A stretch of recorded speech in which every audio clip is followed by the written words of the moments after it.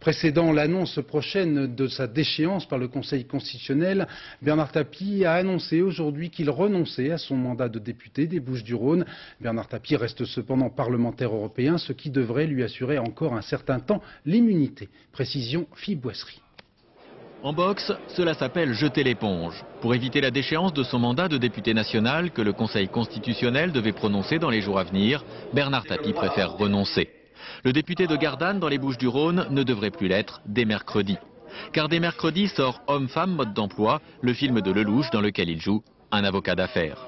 Pour Bernard Tapie, on ne peut pas être en même temps artiste de cinéma et partie prenante dans la vie politique nationale.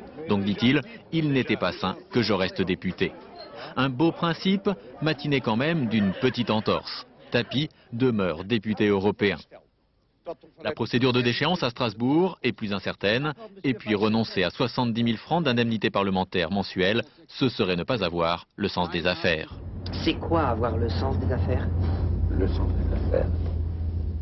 Dans son contrat d'acteur, Bernard Tapie a trouvé une réponse plus précise. Il ne sera pas payé par cachet, qui pourrait être saisi afin de rembourser ses dettes, mais touchera une participation. À partir de la 35 millième entrée sur chaque billet payé, un peu moins de 3 francs reviendront dans son escarcelle.